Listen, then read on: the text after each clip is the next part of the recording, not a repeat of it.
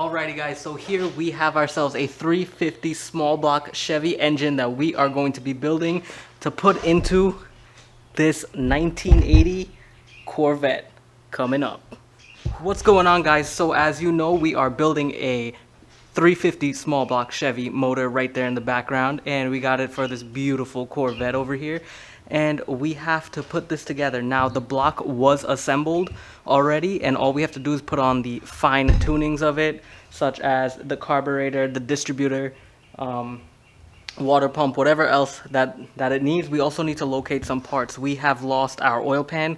We have ordered a whole bunch of stuff, like the oil pickup tube, the oil pump, and so on and so forth. So stick with me and we are going to build this motor, but first let's paint it. Before we can paint this motor, preparation is the key. I use a wire wheel to flake off any loose and chip paint. After that, we make sure to wipe down our motor with some cleaning solvents.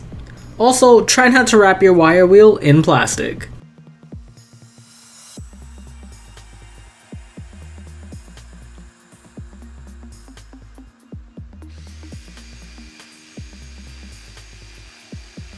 Next, I tape off my exhaust ports. I just rather not have paint in it. Plus, my surface will be clean when installing my exhaust gaskets.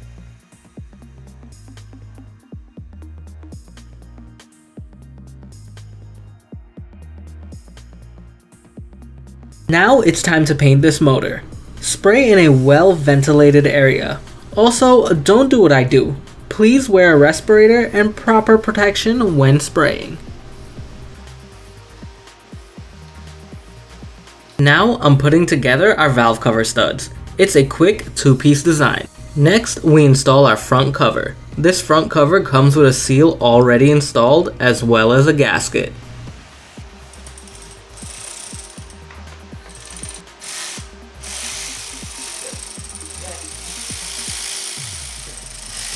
Finally, with our lead girl on the team, she installs the water pump onto our engine.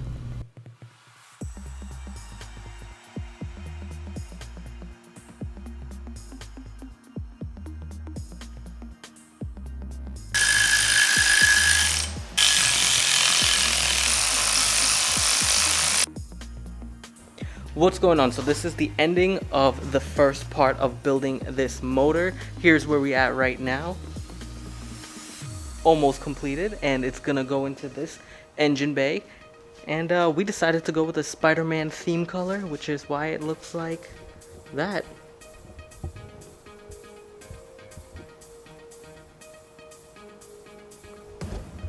Looks pretty sick, looks pretty sick. So guys, I hope you enjoyed that first part. We have so much more to do. We gotta wait on some other parts like the oil pan bolts and the oil pan itself. We have to assemble the oil pump as well as the fuel pump, as well as the distributor and the carburetor as well. So guys, with that being said, peace out. Hopefully you enjoyed part one. Hopefully it's not that short when I edit it, but if it is, stay tuned for part two. Hopefully we'll be throwing it back in the Corvette and seeing if it fires up.